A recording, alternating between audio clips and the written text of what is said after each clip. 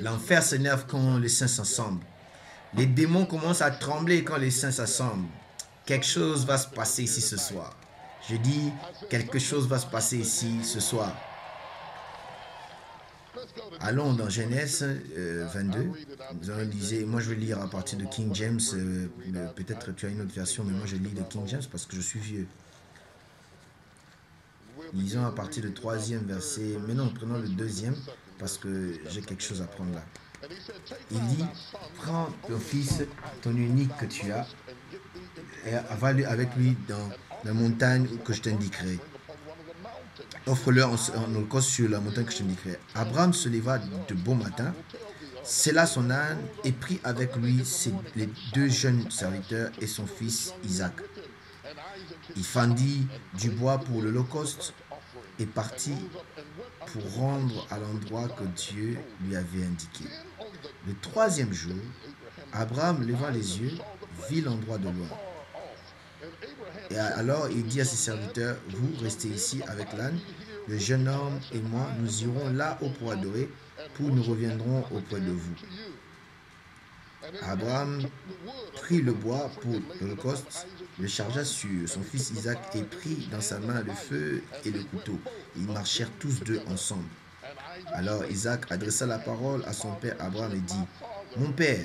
Il répondit, « Me voici, mon fils. » Isaac reprit, « Voici le feu et le bois, mais où est l'agneau pour l'holocauste » Abraham répondit, « Mon fils, Dieu va se pourvoir lui-même de l'agneau pour l'holocauste. » Et ils marchèrent tous 2 ensemble.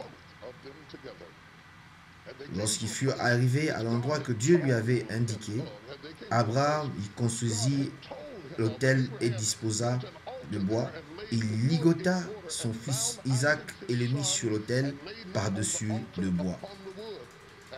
Puis Abraham étendit la main et prit le couteau pour égorger son fils. Alors l'ange de l'Éternel appela du ciel et dit, « Abraham, Abraham !» Il répondit, « Me voici. »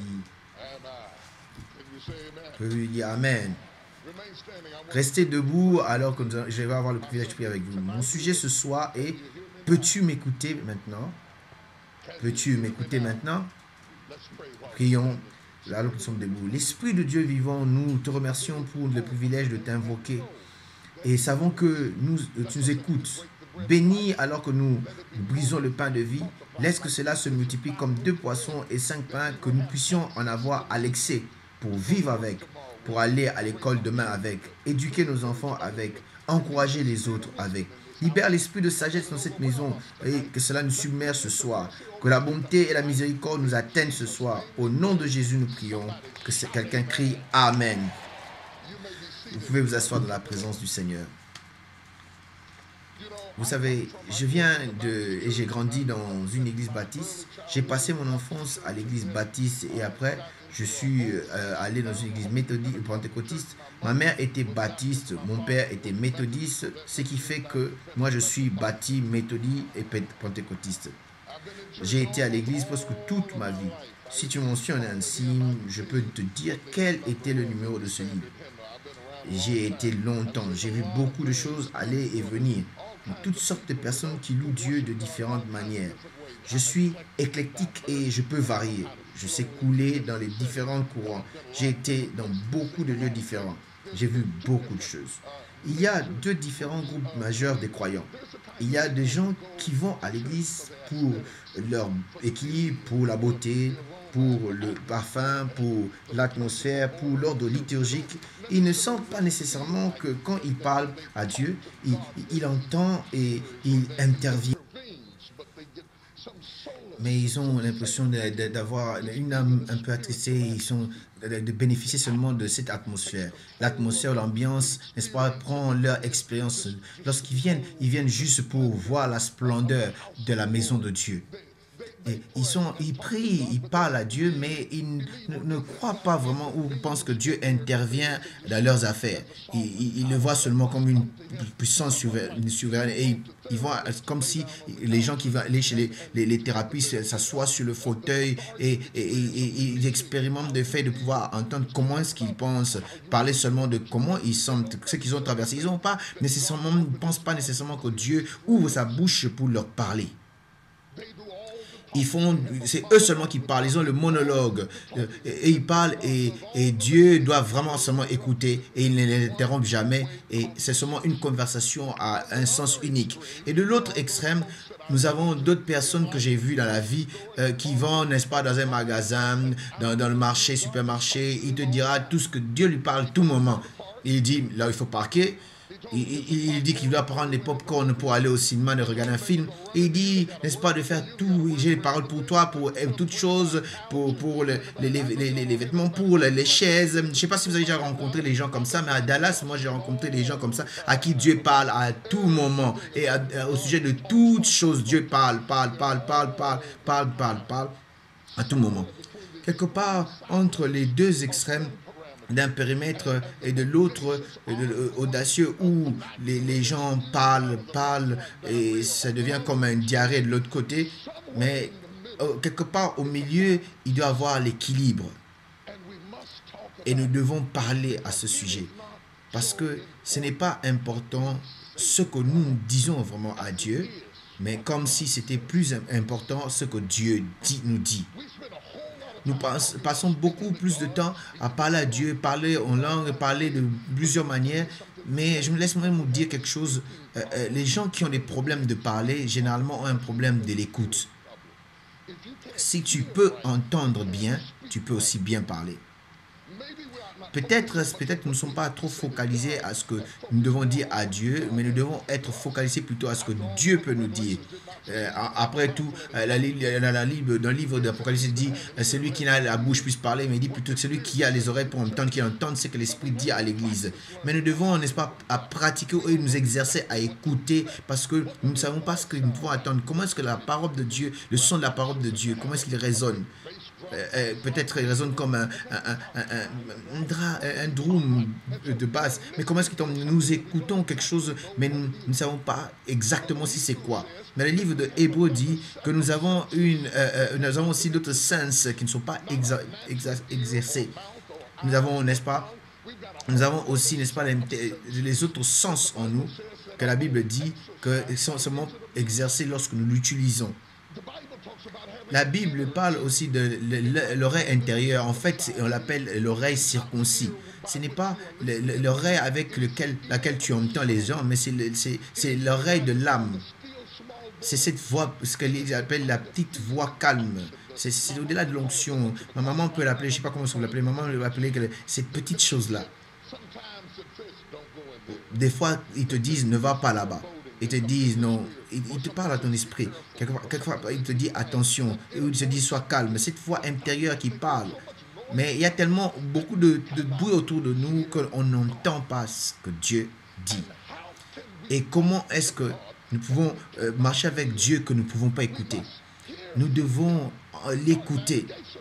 Et c'est comme un GPS. Ça nous dirige. J'ai grandi à West Virginie, mais j'ai été à Dallas près de 10 ans, mais ne dites à personne. Jusque-là, aujourd'hui, j'utilise toujours le GPS.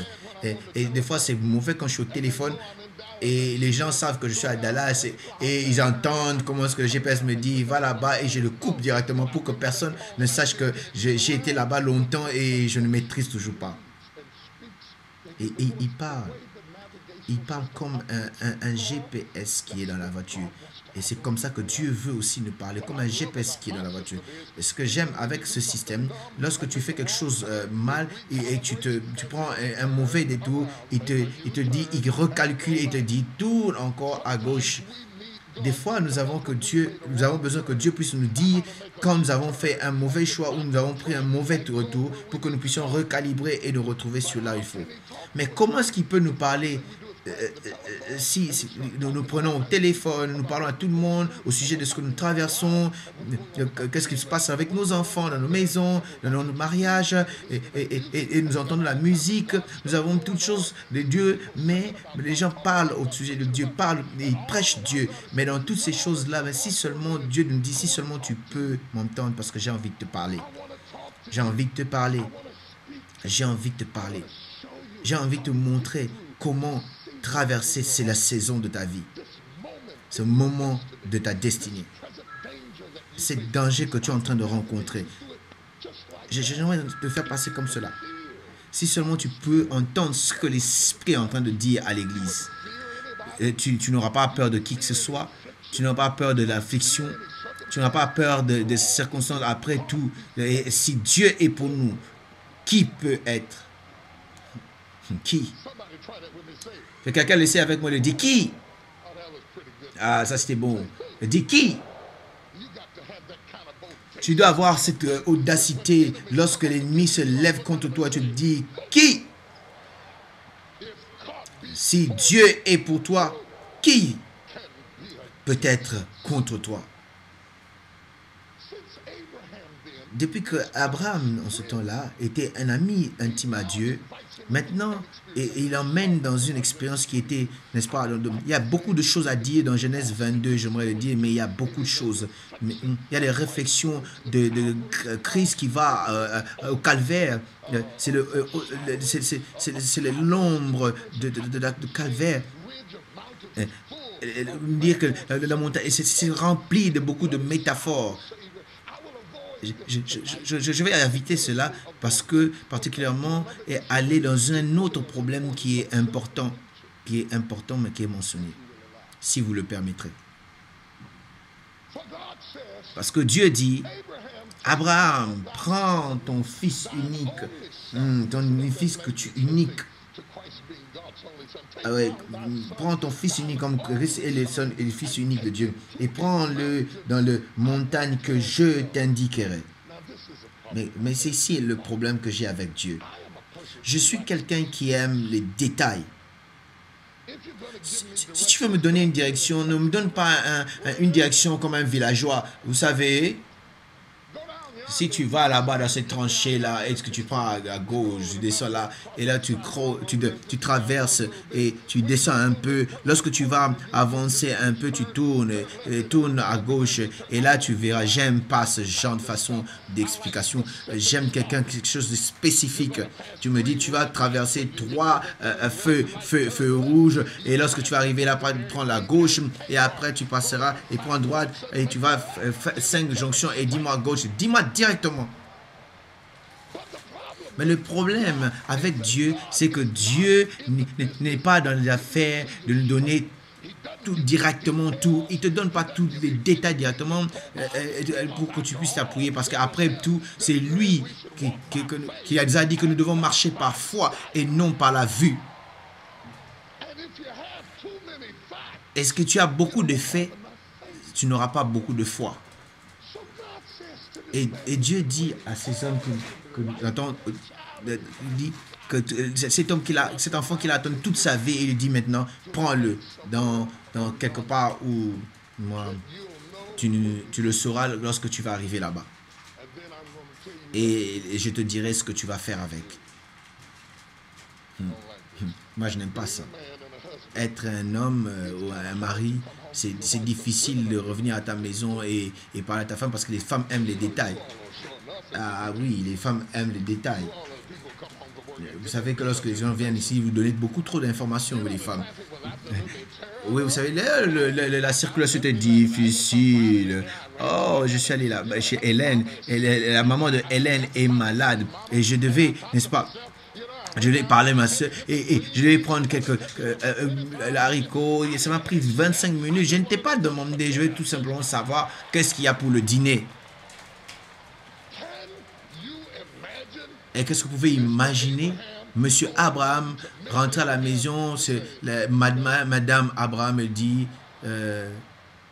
tu sais, chérie, l'enfant que tu as entendu toute ta vie pour avoir, tu as été enceinte et finalement, il faut que je le prends l'enfant avec moi. Et nous allons quelque part où on y démarre et pour offrir un holocauste. Bon, c'est que je suis fou. C'est bizarre. Le moins que Dieu peut faire, c'est te donner les détails. Mais laissez-moi me dire que toutes les fois que Dieu veut faire quelque chose d'important pour toi, il ne te donne pas les détails. Parce que Dieu va utiliser non seulement la destination, mais aussi le voyage pour t'entraîner comment écouter sa voix.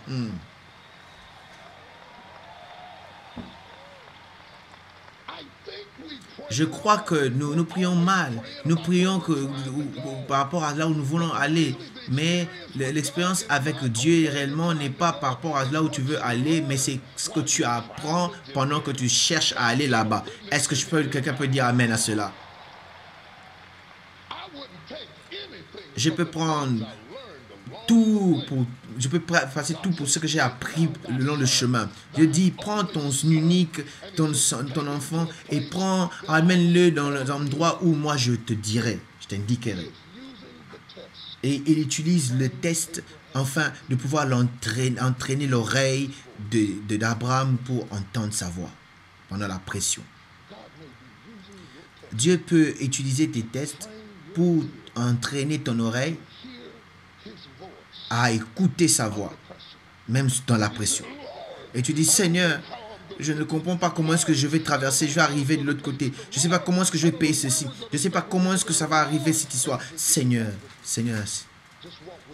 Dieu dit seulement marche avec moi, je conduis tes pas, je détermine tes chemins. Et lorsque tu arrives là, la provision sera faite sera fait ce que par la prochaine étape. Donc alors que tu vas étape par étape, gloire à Dieu. Quelqu'un puisse écraser son pied. Le Seigneur t'a emmené ici ce soir parce que tu es sur le point de prendre une nouvelle étape. Tu es sur le point de prendre un nouveau pas. Peut-être ce n'est pas grand détail, mais il est engagé de t'emmener dans le processus. Et si tu as le courage ce soir de penser, n'est-ce pas, à l'étape, prendre le pas vers l'inconnu, Dieu a la puissance d'accomplir l'impossible. Que quelqu'un puisse leur donner la louange. Ainsi, Abraham est en train de conduire son fils il a son fils avec lui, il a aussi ses serviteurs avec lui et il a préparé aussi l'âne avec lui. Ils ont peut-être pris un menu de Happy Meal. Vous savez, j'essaie seulement d'embellir cela pour le rendre un peu plus merveilleux. Et ils l'ont suivi. Et il dit, il n'y a rien de tout difficile que conduire les gens qui te posent la question dont tu n'as même pas de réponse. Parce que en tant que leader, tu as besoin de connaître beaucoup de choses. Mais il emmène la pression d'avoir un plan et la stratégie de 10 ans. Nous allons faire ceci cette année, nous allons faire cette année. Les gens ont plusieurs façons de planifier. Mais si tu veux faire rire Dieu, montre-lui tes plans. Sois un comédien spirituel et descends dans tes oreilles et dis Seigneur, regarde tout ce que j'ai planifié. Tu verras comment est-ce que Dieu va se moquer avec toi. Il dira ha ha ha ha ha ha ha.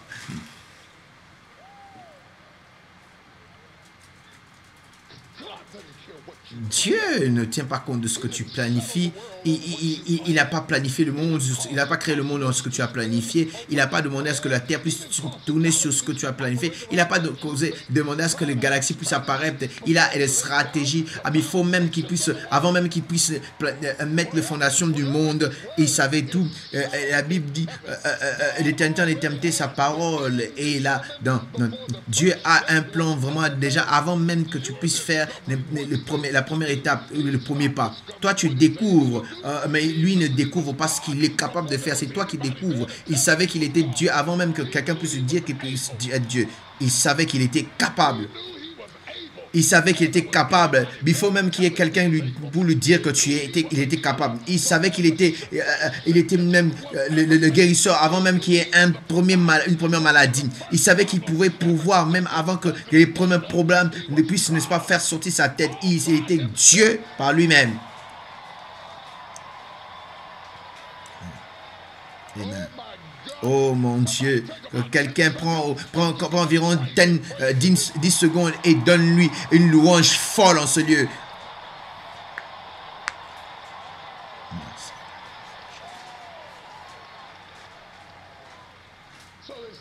Et il dit au directeur, le manager et le chef apôtre, le pasteur Abraham, il dit, où allons-nous? Je ne sais pas exactement où. Vous savez pas que ce serait une réunion difficile avec de son staff. Je ne sais pas exactement où je suis en train d'aller. Parce qu'il m'enseigne comment écouter. Et il dit, il me dira lorsque je serai en train de marcher. C'est ce que je suis venu te dire ce soir. Que Dieu te dira pendant que tu es en train de marcher. Tu étais en train de prier, demander à Dieu les détails. Mais Dieu a dit, commence seulement à marcher. Et pendant que tu seras en train de marcher avec moi, moi, je te remplirai avec ce que je veux que tu puisses faire. Et c'est ainsi, je veux que tu puisses marcher avec tes pieds, mais écouter avec ton cœur.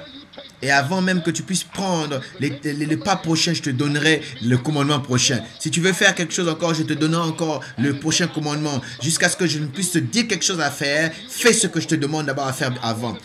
Quand j'aurai envie de te dire de tourner, tu sais, mon GPS ne parle plus jusqu'à ce que je sois prêt à prendre, n'est-ce pas, un détour. Mais des fois, quand je ne sais pas où je vais, j'ai envie qu'il puisse me dire quelque chose, j'ai envie de lui dire, est-ce que tu peux dire quelque chose? Dis seulement quelque chose de bien, par exemple, que je suis sur la bonne voie, continue. Vas-y, continue, descends encore, et avance encore. Dieu ne dit rien jusqu'à ce que tu sois sur le point de pouvoir faire un tour. Est-ce que tu peux endurer le silence? Marcher avec ta foi, avec Dieu, qui ne parle pas toujours avec toi. Des fois, Dieu ne dit rien. Dans le moment de l'insécurité terrible, il ne parle pas. Il ne parle pas juste pour te faire du bien, mais il te parle dans un moment précis de ta vie.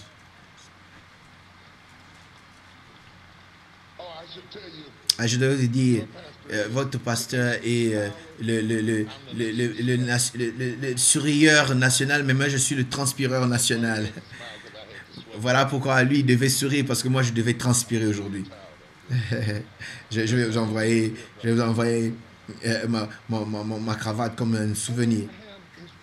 Et Abraham est en train de marcher, il est en train de conduire, il a la responsabilité, qu'il était sous la pression, il n'était pas certain. Et Dieu lui dit, c'est le gym dans lequel je t'ai emmené pour t'exercer, exercer ta capacité de pouvoir entendre avec ton oreille intérieure. Ce n'est pas confortable, ce n'est pas facile, mais ce n'est pas bien climatisé, mais entrer dans le moment de ta vulnérabilité, ton insécurité, mais je veux que tu puisses être dans une certaine certitude.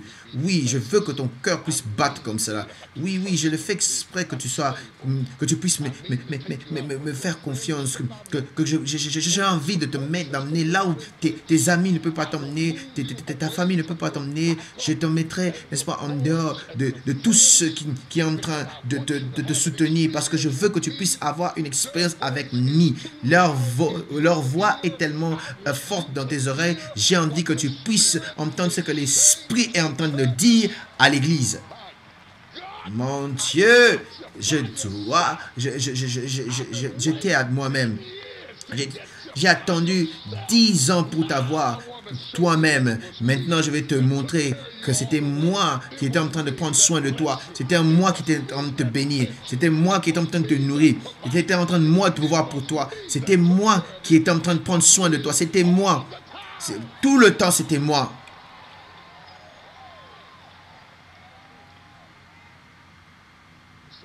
Et il dit, et il cherche à comprendre où est-ce qu'il est en train d'aller en marchant. Il marche, je ne sais pas, mais restons calmes, on avance. Et la Bible dit, et lorsque ils étaient à 3 jours de voyage, il a vu l'endroit de loin. Et il dit, c'est là.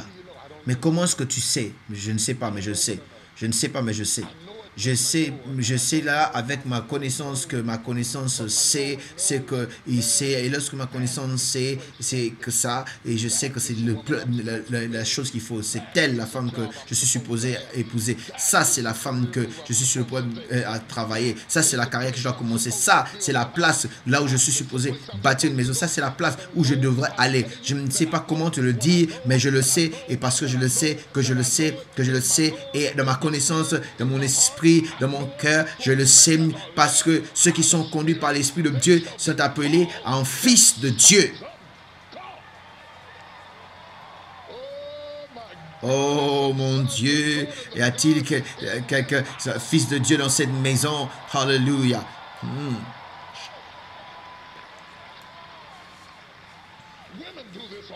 Les femmes le font tout cela tout le moment quand ils vont, n'est-ce pas, faire du shopping. Lorsqu'ils arrivent dans un supermarché, quelqu'un nous pose la question, est-ce que je peux vous aider? Et dit, et vous tournez parce que vous êtes poli avec elle, parce que vous êtes chrétienne, vous dites non, je regarde seulement ce qu'il veut, en réalité dit, allez-vous-en.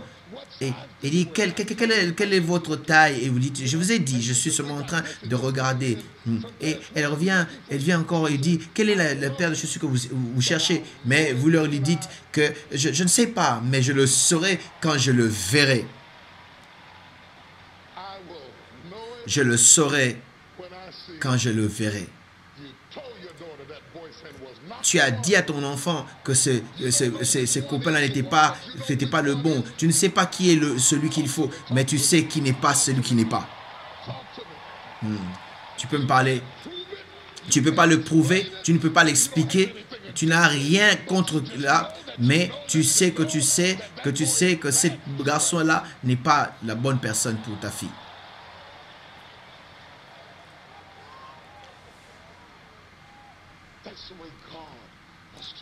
C'est comme ça que Dieu aimerait nous parler et parler à notre esprit.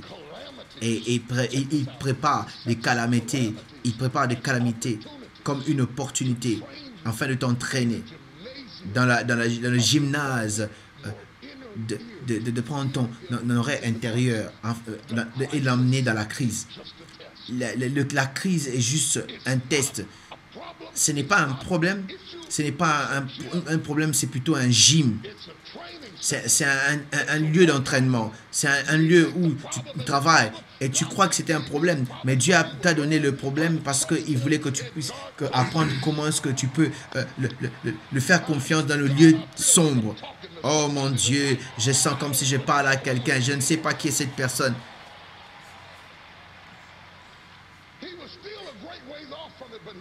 Il était encore là, mais il comprenait qu'il était en train, n'est-ce pas, de s'accrocher parce que de proche, il s'accrochait de sa destinée. Il devait abandonner les autres et il avait dit à ses serviteurs, restez ici avec les ânes et moi et l'enfant, nous allons adorer de l'autre côté. Il y a quelques personnes que tu ne peux pas emmener avec toi. Peu importe comment tu les aimes, quand tu prends soin d'eux, peu importe tu penses à d'eux, peu importe ce qu'ils ont fait pour toi dans le passé, peu importe ce qu'ils ont peut-être payé ton loyer quand tu étais au collège, peu importe, ces choses-là peuvent devenir dangereuses parce qu'il y a un temps où tu marches avec Dieu,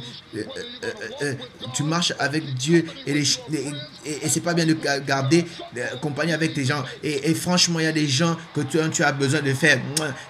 On va se voir, au revoir.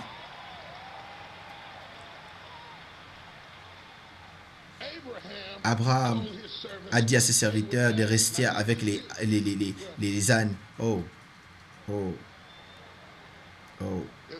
C'est ma première fois. Je peux pas embrouiller toutes les choses ici. Seigneur, aide-moi.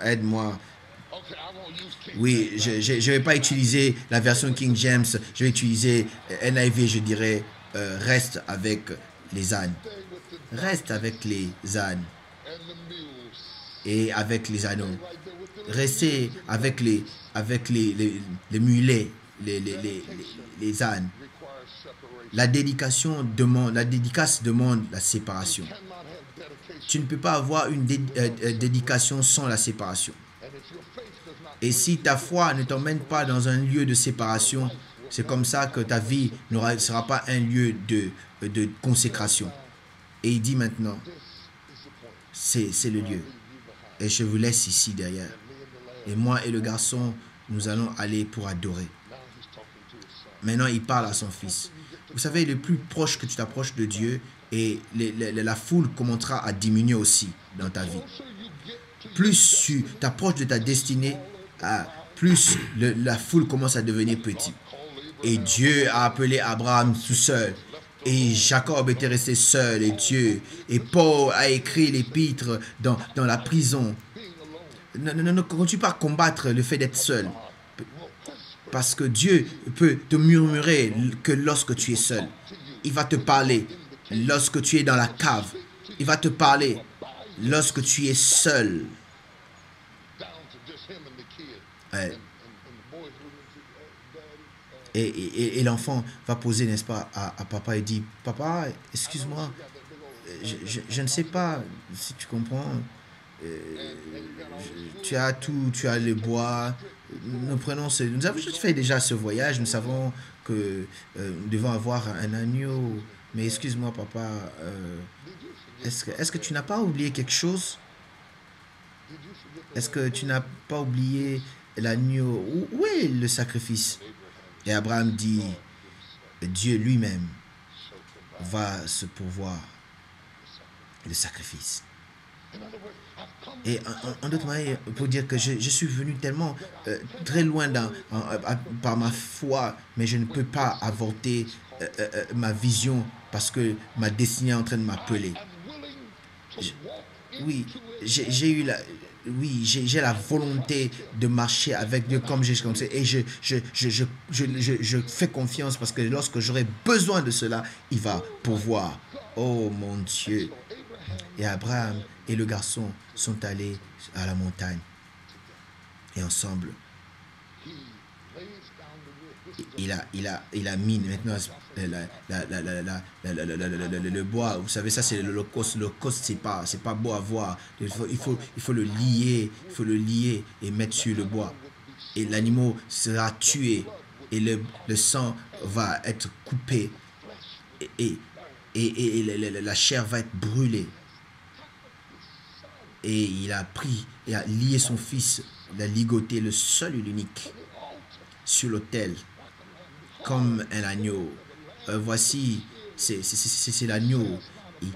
Il n'a rien dit. Il est parti comme un agneau romain à la boucherie. Il n'a rien dit. Et Isaac était un grand garçon, un assez grand garçon pour se défendre et dire non. Il n'était pas un enfant, un petit enfant. Il pouvait même se battre. Mais l'obéissance à la mort et, n'est-ce pas, l'image de Christ qui n'est pas naïve, mais qui s'est soumis lui-même. Et le fils est venu. Et il est lié sur l'autel. Et Abraham a élevé maintenant son couteau. Il est tendu pour le tuer. Pour tuer son seul unique fils. Abraham est en train de marcher selon la dernière chose qu'il a entendu Dieu dire. Il a élevé son couteau pour tuer l'enfant. Parce qu'il était là dans la révélation qui était passée.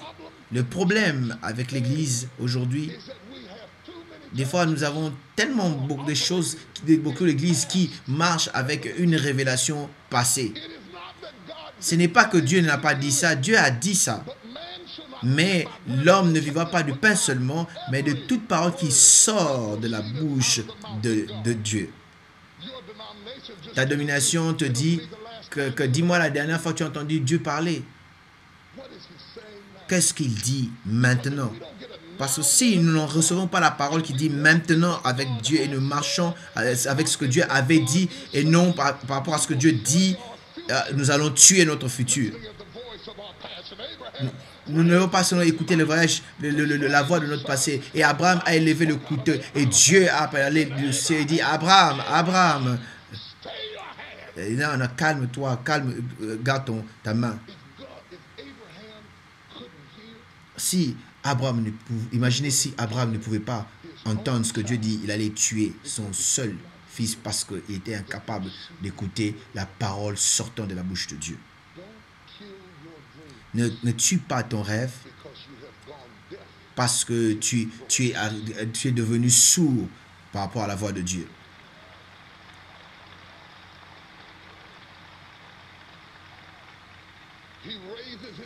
Et il éleva sa main pour tuer son fils. Et Dieu appela du ciel et il dit, stop là. Tout ceci, ce n'était qu'un test. Je n'ai jamais voulu le sang de ton fils. Le sang de ton fils est impur et imparfait. Et cela ne peut pas racheter le monde. Ton fils ne peut pas le faire, mais mon fils, il est capable de le faire.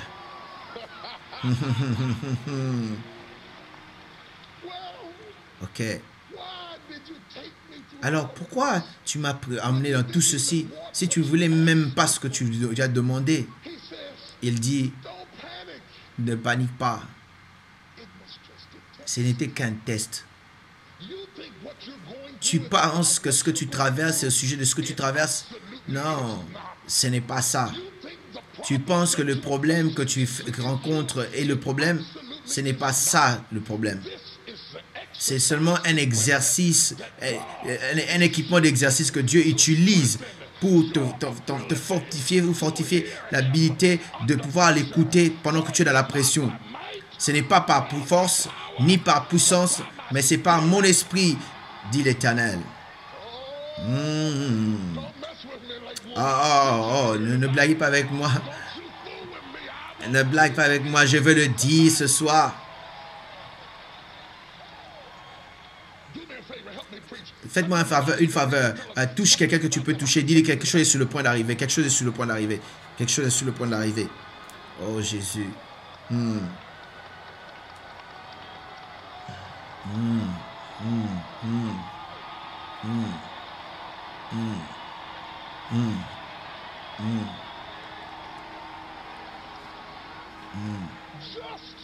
Juste quand tu n'as plus d'idées, quand tu n'as plus d'amis à appeler, quand tu n'as plus d'aide à recevoir, sache que c'est toujours un signe que quelque chose est sur le point d'arriver.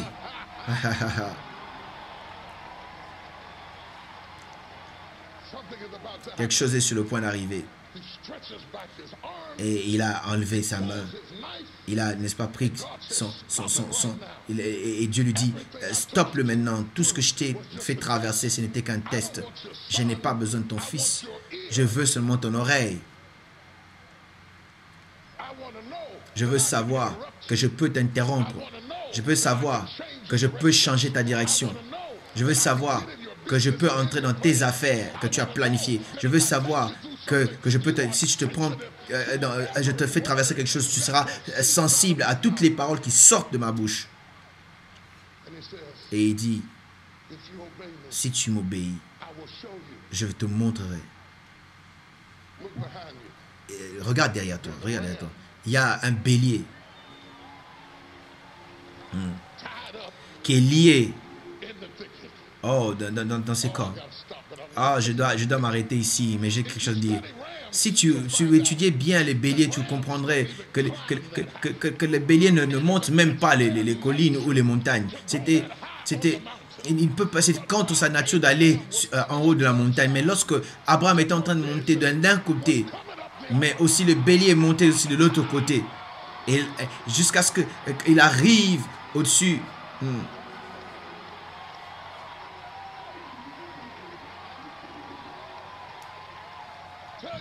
Dis à ton voisin, il sera là-bas quand toi tu vas arriver là-bas. Il sera là-bas lorsque toi tu vas être là-bas. L'opportunité sera là-bas lorsque toi tu seras là-bas. Continue seulement à marcher par la foi. Parce que de l'autre côté de la montagne, Dieu a une bénédiction, une bénédiction. Oh, je dois m'arrêter, je dois m'arrêter. Oh, je dois m'arrêter. Alléluia. Je veux que chacun de vous qui a un problème, qui a un besoin, qui a une circonstance, et peut-être un enfant qui est sous l'attaque, mais je veux que tu puisses entendre que alors que tu vas de l'autre côté, et la réponse aussi est en train de monter de l'autre côté de la montagne. Et c'est en train de venir, ça vient.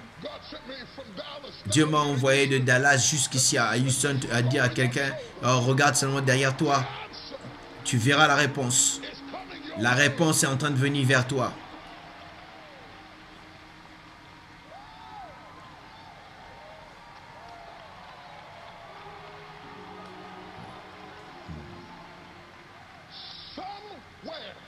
Quelque part, entre maintenant et là derrière, Dieu va te parler. Changer ta direction. Changer ta perception. Et lorsque tu seras dans cet endroit-là, de l'endroit de la voix prochaine de Dieu, regarde seulement derrière toi. Et tout ce que tu veux faire, pour faire ce que tu appelles à faire, sera là-bas lorsque toi tu es là-bas. Je vais terminer. Je vais stopper. Je vais arrêter. Mais j'ai 1 minute qui me reste. J'aimerais que tu utilises cette minute pour louer le Seigneur, pour crier pour tout ce que tu as fait, tu l'as déjà vu faire.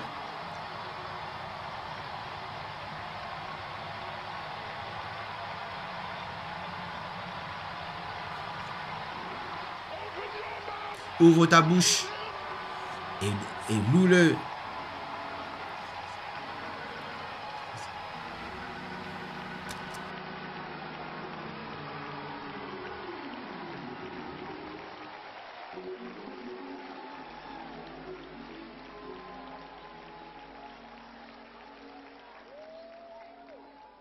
Join hands with somebody, leave no one untouched. The Spirit of the Lord is in this place. Abraham is walking with God. God is walking with Abraham. And he's saying, can you hear me now? Can you hear me now? Is the reception clear? Can you hear me now? You were shocked by what happened, but I was not shocked. Can you hear me now? I have the answer before you have the question.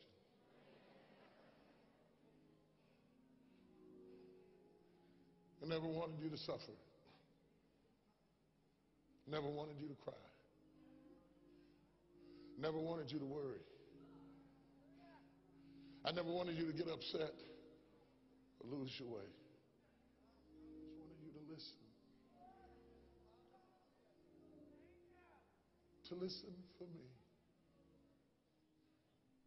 Because I love you too much to leave you alone.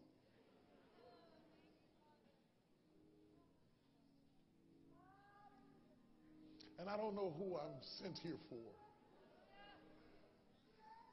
But the Lord is saying, I got you covered.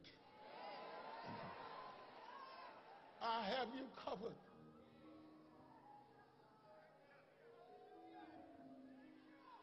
I'm trying to teach you to hear me. I have you covered. Your husband's not listening, your wife's not listening, the kids are not listening. God said, I'm listening.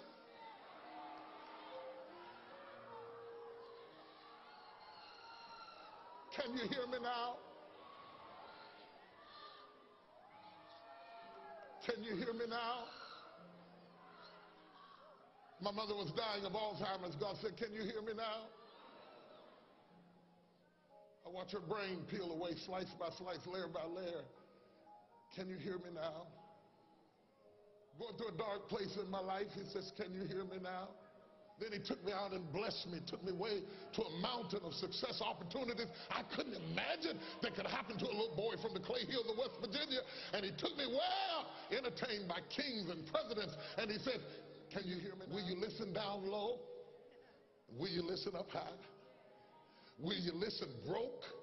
Will you listen rich? All this stuff is just exercise equipment. What he really wants to know is, can you hear me now? Squeeze the hand of the person you're touching right now. In some area of their life, they need to hear from God. That God is here right now. And if you'll turn down all the noise of he say, she say, they say, and what about this and what about that, he says, I want to tell you,